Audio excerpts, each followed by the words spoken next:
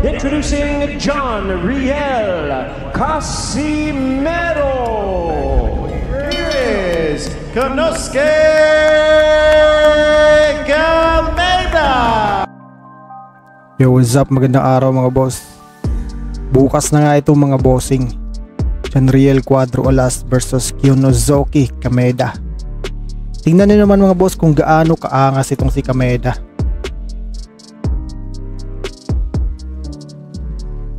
Ayan mga boss, oh.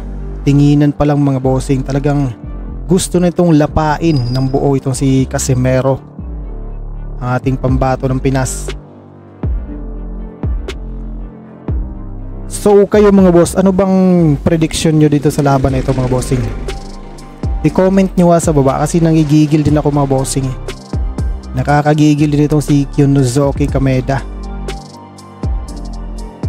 Iba yung angas niya mga bossing, parang mas nilamon niya yung angas ni Casimero dito eh.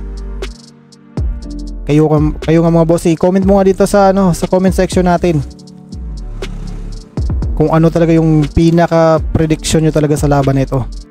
Kasi bukas na to eh. Hindi na pwedeng mag-predict bukas eh, kasi bukas na nga magaganap yung laban nila mga boss.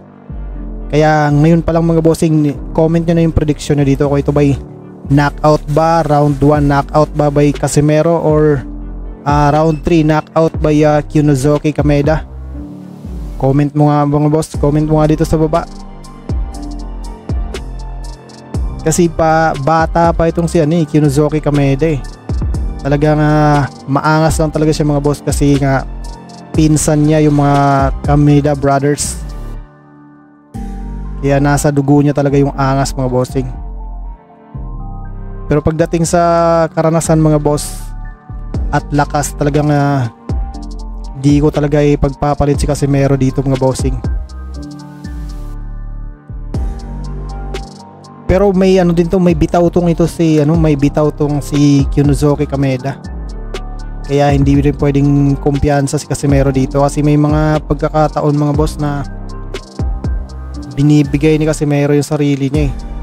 Kumbaga nagiging minsan naging pabaya siya minsan. Pero hindi naman buong laban, kundi may mga seconds lang na ganun na natatamaan siya. Pero mabilis din si Casimero mga boss, na na-absorb niya agad yung mga malakas na puwersa na tumatama sa katawan niya, lalo na sa panga niya. Maalala niyo yung laban nito kay Duke Maika, kung saan talagang inabsorb talaga ni Casimero yung suntok ni Duke Maika dun sa laban nila yung mga boss. Tsaka balita ako mga bossing, parang disiplinado na itong si Casimero ngayon. Hindi na siya tulad nung huling laban niya kay Saul Sanchez na talagang nagpabaya siya mga boss, kaya hindi niya nakuha yung timbang niya. Sabihin natin hindi niya nakuha yung timbang niya, kaya siya, dahil sa konting kapabayaan. Pero hindi naman talaga natin maiwasan yung mga boss. Ito, panoorin natin tong sparring nila mga boss. Ayan.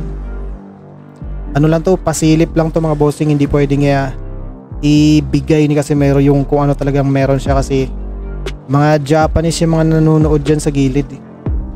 Kailangan niya iiwas talaga yung mga sikreto niya mga bossing para hindi mabunyag, kasi pag nabunyag yon, naaaralin ng mga Japanese yun eh.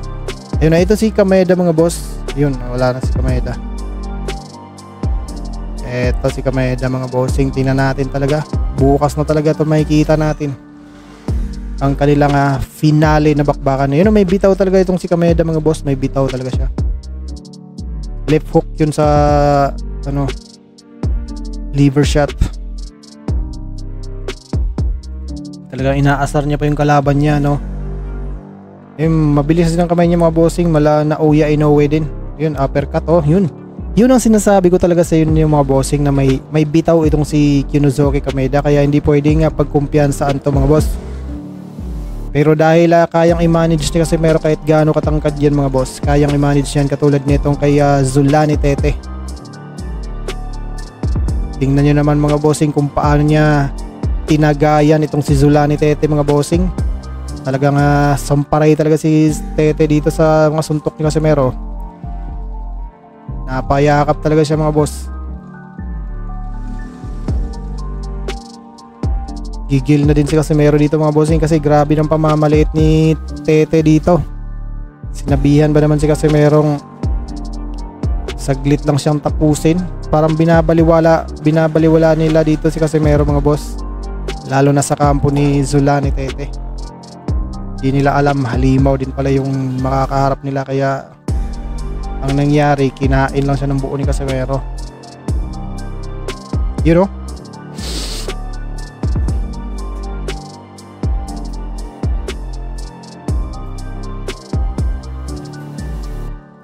Tingnan niyo mga bossing kung gaano ka haba ang pasensya ni Casimero dito sa laban nila na to.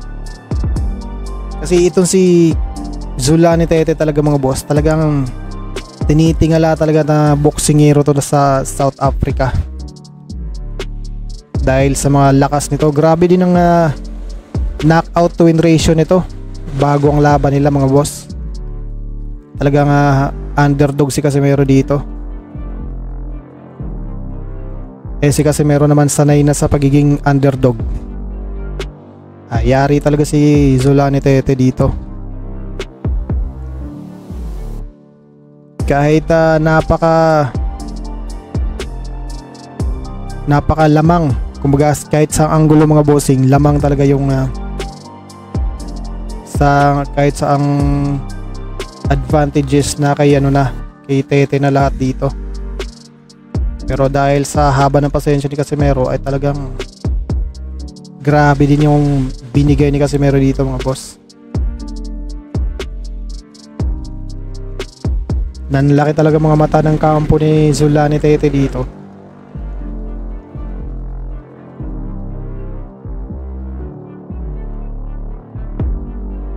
Boom! Grabe.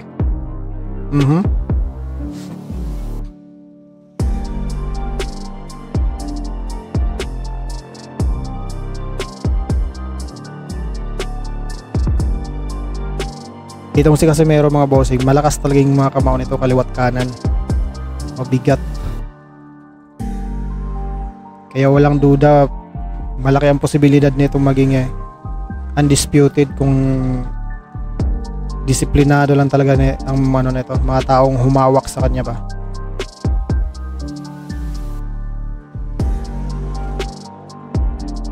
Ngayon nagiging tune up fight na lang yung mga laban niya. Nakakapanghinayang din.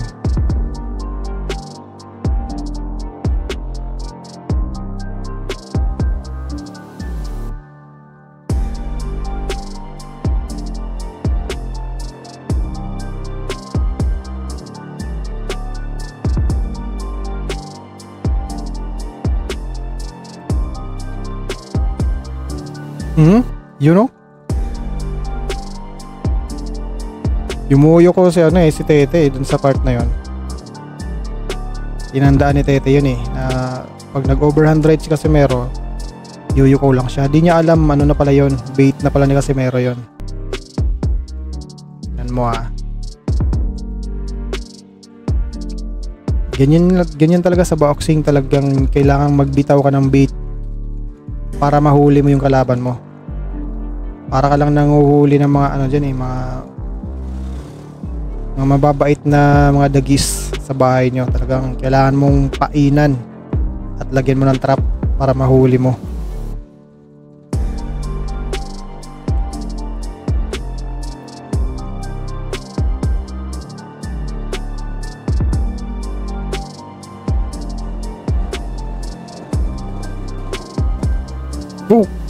Lakas nun. Buti di natamaan si Casimero dun sa suntok ni Tete na yun.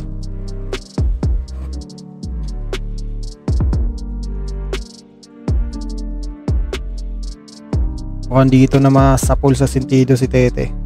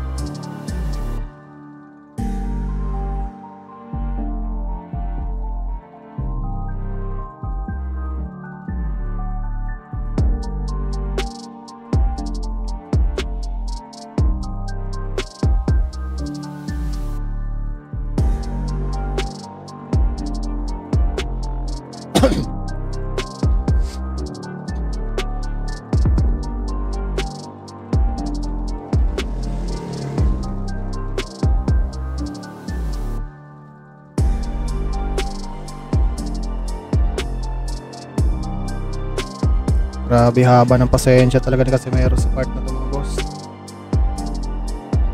Mahabang pasensya ay isa ring susi dito sa larangan ng boxing.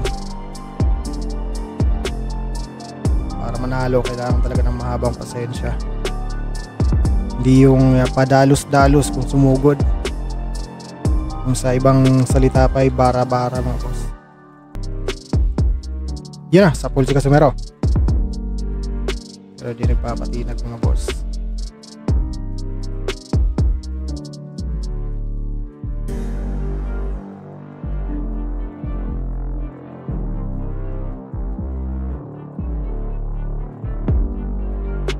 Tapos na. Yun sa pool siya doon pero na ano niya na block niya agad yung suntok ni Tete Ayun Ito na, round 3. Andito na talaga to ang katapusan. Mizula ni Tete.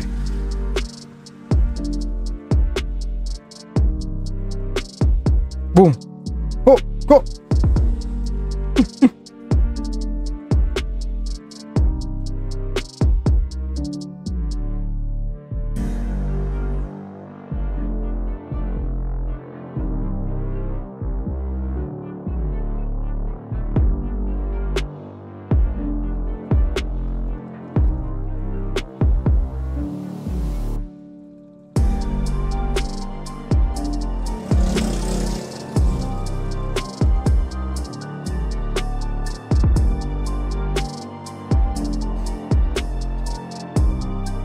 Haba ng pasensya ni Casimero talaga dito.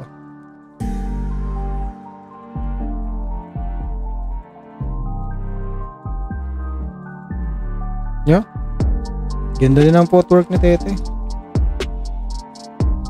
Siya talagang world champion. Iba talaga galaw ng mga world champion talaga. Doon na siya nasapol. Luhod talaga. Gapang talaga siya mga boss. Sentido. Namaan siya sa sentido Hilo na hilo mga boss. Sandal sa lubid mga bossing. Parang nahirapan siya makatayo mga bossing. Ano yan? Doble paningin yan mga boss. Ayun, binanatan na ni Casimero. Hindi na talaga pagbibigyan ni Casimero yan mga boss. Gapang na naman siya mga bossing. Pero ayaw pa rin, tuloy pa rin. Ayaw pa rin paihinto ng referee yan mga bossing kasi hindi natin alam, baka may grabe, hilo talaga yon. Gapang mga bossing. Dapa mga bossing. Yan, inano ng referee. Tuloy pa rin ang laban dyan mga bossing. Hindi pwedeng basta-basta ihinto ng referee kasi yan